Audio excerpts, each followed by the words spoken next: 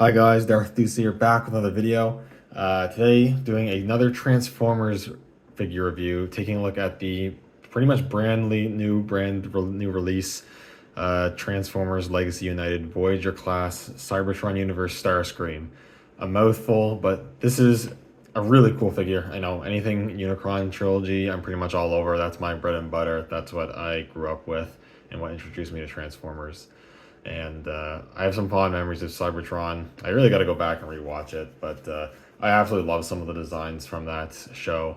And Starscream is one of them. I really love the Cybertron Starscream design, and this figure kind of came out like pretty quickly. It got leaked online, then some online retailers got it in stock, and then Hasbro announced it, like officially revealed it after some stores already had stock and some people already had it in hand, which is kind of funny.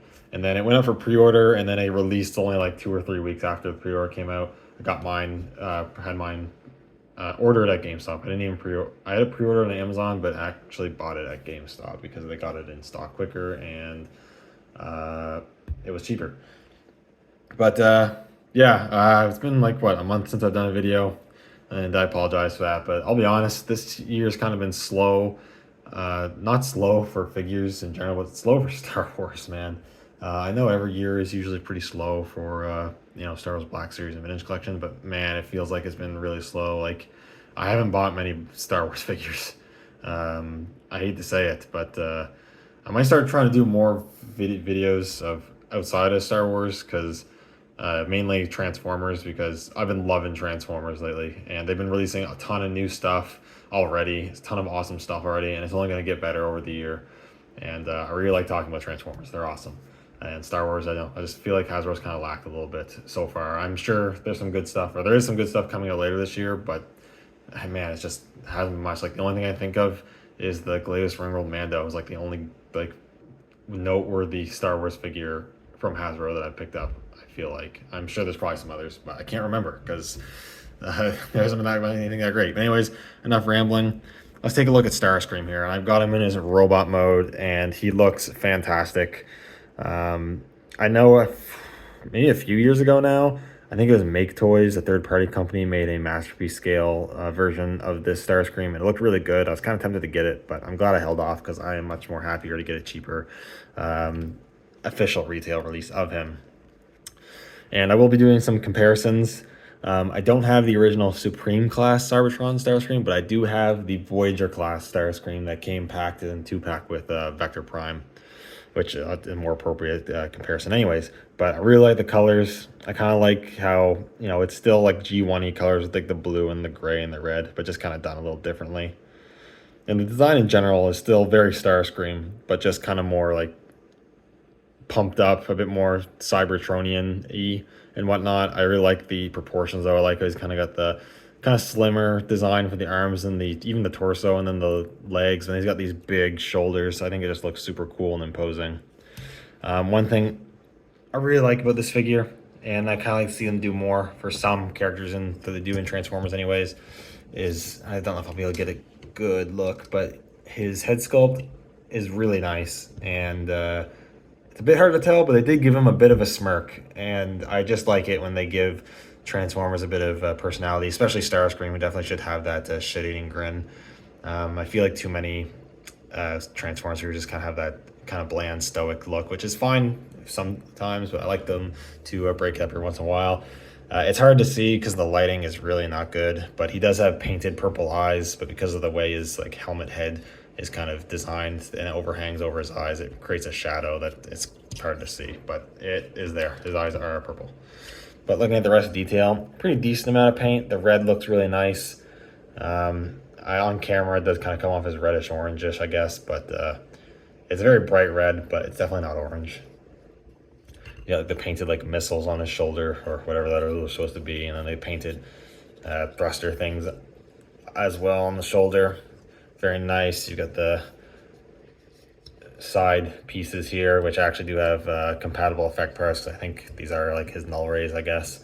I think that looks pretty cool, but you can attach effect parts there. The little wings here, they can't actually fold in, because I think on the original figure, you're actually supposed to fold them in. But the packaging on this figure shows them out, and I personally prefer them out. So, but that's an option you have if you want to do that. The back's pretty clean as well. He just has these little fin pieces, which you do have to assemble. They're separate in the box. You have to assemble those, but it's really easy to do. He does have a port, a 5mm port on his back, so you could put like a display stand or whatever you want to do. And there's another smaller one for smaller pegs of display bases, so plenty of options for different display bases you might have. But not a whole lot of hollowness either, which is also really nice. It sometimes depends on the figure. You can definitely have some hollowness, which is not always a bad thing all the time. But yeah, looks pretty good, Not a whole much else to say. You know, you can kind of see for yourself. Yeah, this thing looks really good.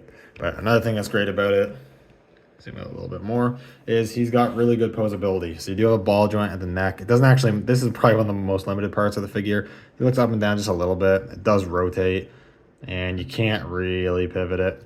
The shoulders though, they rotate, and then the shoulder pad actually extends outward, so then you can get full out movement with these giant, like these, if these shoulders weren't articulated, or like shoulder coverings or whatever, this would be pretty limited articulation, but the engineering there allows him to still be able to take his arm out, which is super cool.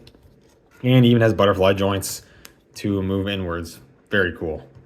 He has a swivel cut above the elbow. It actually has double hinges at the elbows as well, which is really good. They go really far in. And he does have rotation at the wrist, although this little panel can get in the way. Not in there of the articulation, but just maybe if you want to hold stuff, you're going to be a bit limited there. But that's cool. He actually also has a waist swivel too. It doesn't go all the way because it does get caught on this back piece, but you still get, you know, more rotation than you maybe would expect, because like the original figure couldn't do that. So that's super cool. You have the hip joints that kick out really far. They go back really far. He does like a full splits basically. Swivel cut at the thigh. You have a single hinge at the knees, which kind of, they go further than 90, which is really good. What's kind of interesting is they kind of, at straight, they kind of lock in this certain position, then you kind of hear a click, and then they kind of go the rest of the way. It's a little odd, but it's not like a problem or anything like that. And then he does have really good ankle pivot, and not really articulation. Well, it's kind of articulation. You can bend the foot forward and up. It's a bit more so for transformation, but you can still move the foot like that, which could be useful for certain poses.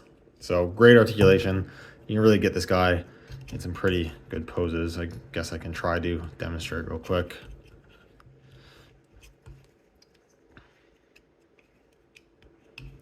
You can do something like that just in a few seconds. You can just pose him really nicely, and it's just a figure that just feels good to pose as well. You know, sometimes figures can have a lot of articulation, but they can feel kind of janky, or, you know, just feel kind of convoluted to actually get into poses. This guy's a dream to pose, which is great. In terms of accessories, I don't know if you want to consider an accessory or not, because they're technically part of his, you know, body, I guess. But the side null rays, they're actually separate pieces. They come separate in the box. They do have a 5mm peg for ports, and they do have his energon blades that he has in the show, and you can flip those down. They're not Cybertron key activated. There's no spring feature, but that's okay. I wouldn't have expected that. But you got the nice translucent purple blades, and yeah, they look pretty good. I could maybe say they could be a bit longer, but really not by much, or else they start to look kind of weird when they're folded up. So the size is okay, but I've always found it's a little weird that he had arm blades that extended out of his shoulders. It makes like them as weapons really weird. Like you have to swing your whole shoulder just to like fight with them. So a cool feature of these being removable is he also has ports on his forearms, so you can give him wrist-mounted null rays that also give you the ability to have wrist-mounted blades, and it makes posing with the blades so much cooler and so much more practical. So I like that a lot. It's not like show accurate, I guess, but I don't care. It just makes the toy even funner. So that's a win in my book. It makes the toy funner while not compromising accuracy, because if you want to have them accurate, you can just put his things back on the shoulders like they're supposed to be. No problem, no problem. He also comes with a gun, which is cool. The original figure came with a gun. I can't remember if he had a gun in the show, probably did. But it's just made of a translucent purple plastic, which is fine. Kind of gives those early 2000s Unicron trilogy vibes with like Energon and whatnot. It's sculpted nicely. It does have a spot there you can put the effect parts on, and you can hold it just fine. Looks really good. I like that. If you wanted to store it, you could put it on his back like that. It's not the best weapon storage, but it's serviceable. And then his last little accessory is he actually does come with a really tiny little Cyber Planet key. And it is sculpted and detailed pretty much just like the original Decepticon Cyber Planet key. This is not really shown really well because of the translucent plastic. But this had the Decepticon logo on there. It's just purple translucent plastic. And I don't think this is going to focus. Okay, so this isn't going to focus, but that's cool. And if I take the original Decepticon Cyber Planet key, the purple, unfortunately, is worn away quite a bit on that. You can see they are pretty similar. So that is cool. And you have a couple spots you can put it. So he does actually have a slot in the back, just like the original figure did. Like I said, doesn't activate spring-loaded features, but it does let you simulate the, you activate it and go swing, and you get the blades. And he's going all crazy with the blades, so that's super cool. I like that. And also another feature you can do, which I don't really know why you want to do this, I guess, but you can also slide it in the back of the gun. And because it's the same translucent purple, it kind of is like, I guess, decent like storage for it, I suppose. Or if you just want to have the Cyber Planet key to power up his gun, there you go. You can do that. So, yeah, that's pretty much it for the robot mode. But before we go and transform him, flip up his cannons, or his blades, rather, I will show him with the original Cybertron Voyager toy. And here's the original figure, and I still think this is actually a pretty good figure, I'm not gonna lie, but it's aged pretty decently. But as you can see, the colors are completely different. I don't know why the 2-pack Starscream is in these colors. It's black, silver, and this like really dark red, almost like burgundy color. Reminds me of like G1 Dirge, I think. Is it Dirge or Thrust? I can't remember which is which. Maybe Thrust. But it's a cool paint scheme though. And one thing I will say is I do think this figure does have a lot more paint. That makes it honestly look a little more premium in that sense. So that's very cool. And I also like the mass on this guy. He's just got some cool stuff. Like I said, he's got the folded in wings, so you can fold them out. I actually like how these wings are a bit bigger too. Like these ones are a bit more puny. These ones are a lot larger. I think they look a lot cooler. But, probably not as accurate, I suppose. And this figure, he had kind of a more boring head sculpt. He doesn't really have any like emotion going on. He was also a lot more limited in posability. You only have like a swivel at the wrist, no waist articulation. The arms could rotate, but they barely move out. He had an elbow bend, no wrist articulation. The legs have decent range of motion actually, but he has no like ankle pivots. You could pose the figure and it looked okay. Like I can try to, you can get him in okay action pose. He wasn't like Armada levels of brick. You can do that and it looks all right, but he definitely has a lot less articulation to work with than the new figure. And then accessory wise, he does also have a hand. Doesn't want to, he also has a gun he can hold, but this one actually has a firing missile, which is, cool, but also maybe not so if you're kind of easily losable. But he does have his Cyber Planet key gimmick, and this actually does activate the feature where it is a spring-loaded blades there. Flip that out. That is always fun to do. I do like the details on the old figure a lot better. The blades, I don't know, they just look a lot cooler to me. But the flip-out feature is cool, but yeah, you're pretty limited in the poses you can do with the sword. They look pretty awkward, but still, it's cool. Take that out, flip these back in. We will transform this guy, and I've only transformed the new figure once so far, so you'll have to bear with me here a little bit. But yeah, let's do this. Flip these up, clip that in. This transformation is actually pretty similar to the original figure. It's not like one-to-one, but it's pretty similar, which I think is cool when they make their new figures at least somewhat the same. He has an opening hat. His hands kind of fold away similarly to how the Siege Starscream's arms work, which is interesting. Where the panel opens up in the forearm and then they fold in the hand. Works pretty good. I'm gonna rotate these just to get these out of the way. You could honestly just remove the null rays if you want to get them out of the way. They don't have to even have them attached, but a lot. I haven't had that happen before. The arm just came off. It's just a mushroom peg. I think it's just, yeah, super easy to put back on. But yeah, I actually haven't had that happen before. And just fold the arms up like so.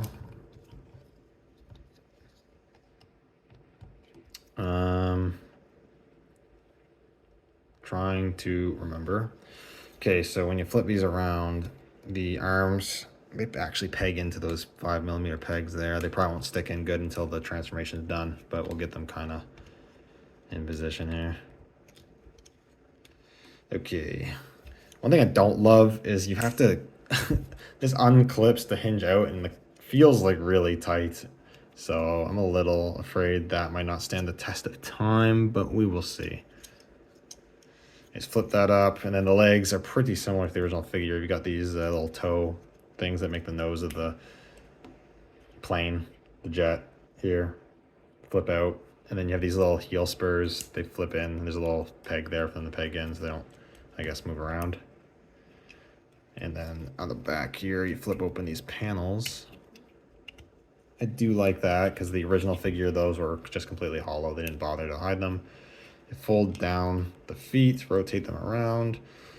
Now folding these in is a little awkward. You got to line up.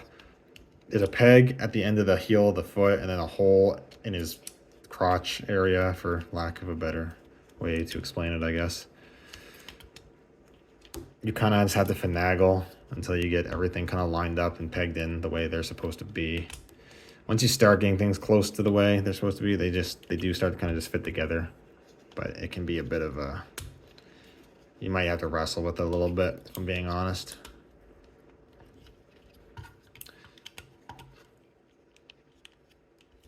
There we go. That looks good. I got that all set up. And just basically just, okay, that's starting to get annoying. And just line up the leg pieces.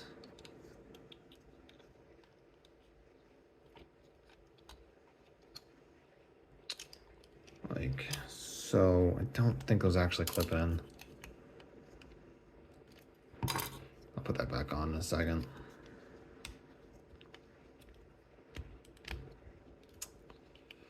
So I've completely messed that one up.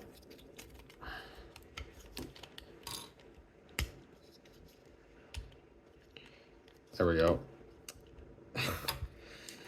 So yeah, like I said, I think this figure is, the transformation is just slightly finicky, but then once you get it all together though, it is like pretty solid. So yeah, there it is in jet mode. And one last little thing that you can do. Well, the gun has two storage places. There's a way to store it here on the back. It tabs in like so in the back. We have these little tabs on the bottom of the fins there, and you can store the gun there, which honestly doesn't look bad. I don't hate that. Or the better way is that you keep these little leg panels open.